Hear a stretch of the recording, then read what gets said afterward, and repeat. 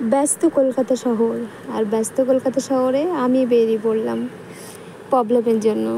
আর অনেক দূর দূর থেকে ব্যস্ত কলকাতায় অনেকেই আসে, আর আমিও ব্যস্ত কলকাতাতে ঢুকে পড়লাম আমার প্রবলেমের জন্যই। আমি একাই বেরিয়ে পড়েছি নিজের প্রবলেমের জন্যই ডাক্তার দেখাতে।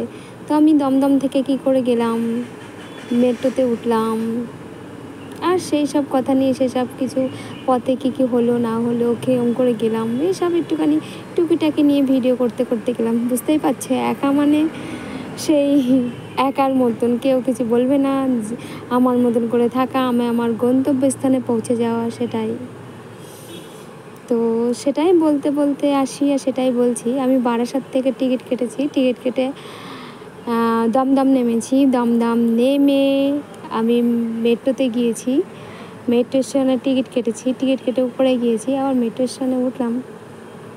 উঠে মেট্রো ধরে রবীন্দ্র সরোবরে 4 নম্বর গেটে যেতে হবে। গিয়ে হাঁটতে হবে রাইট সাইড দিয়ে, তারপরে লেফট সাইডে গিয়ে পিজি হসপিটাল এসএসকেএম।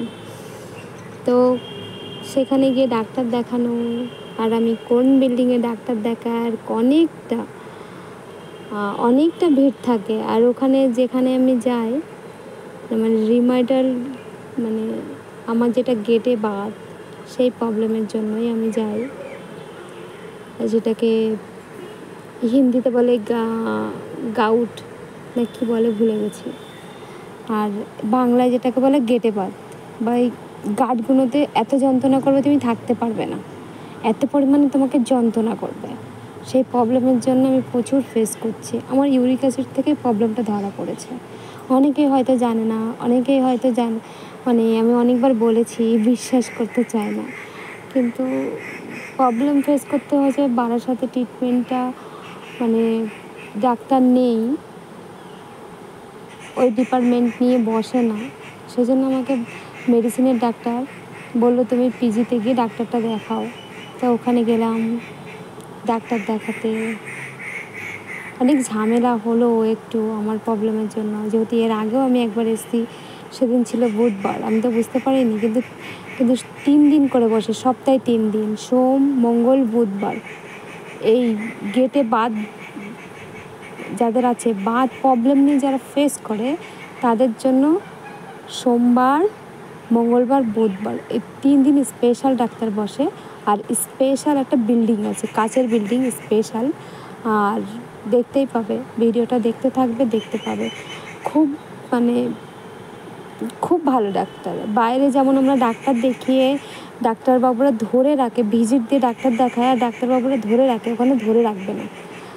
তোমার কী প্রবলেম হয়েছে সেটা তোমাকে জানবে, কতদিন হয়েছে, কী প্রবলেমের মধ্যে যেটুকু দরকার ঠিক সেইটুকুই তোমাকে সার্ভিস দেবে। দারুণ করে সার্ভিস দেয়। আশেপাশে যেটুকু দেখি, আর এত সুন্দর করে অ্যানাউন্সমেন্ট করে ডাকবে, তোমাকে টিকিটটা নিয়ে নেওয়ার পরে তোমাকে নাম ধরে ডাকবে। আর সিরিয়াল বাই সিরিয়াল আছে, যে যার মতন খাওয়া দাওয়া করছে, যে যার মতন আলাদা আলাদা জায়গায় আছে, কেউ খেতে গিয়েছে, আর ওখানে অ্যানাউন্সমেন্ট করে ডাকবে, সিরিয়াল বাই সিরিয়াল নাম ধরে ডাকবে। তারপরে সিকিউরিটি গার্ড যদি মানে তিনি না আসেন, পরের বার তাকেও আবার অ্যানাউন্সমেন্ট করে ডাকবে, টিকিটটা নিয়ে নেবে। কিন্তু যেখান থেকে আপনারা ডাক্তার দেখাতে যাবেন, রেফারটা অন্তত লিখে নেবেন। আমার প্রবলেম হয়েছিল, আমার অন্য 6-7 মাস আগে, 8 মাস আগে আমি ডাক্তার দেখাতে এসেছিলাম, তখন রেফার লেখা ছিল। কিন্তু যে কাগজটায় আমি আগের মাসে ডাক্তার দেখিয়েছি, সেখানে রেফার লেখা ছিল না।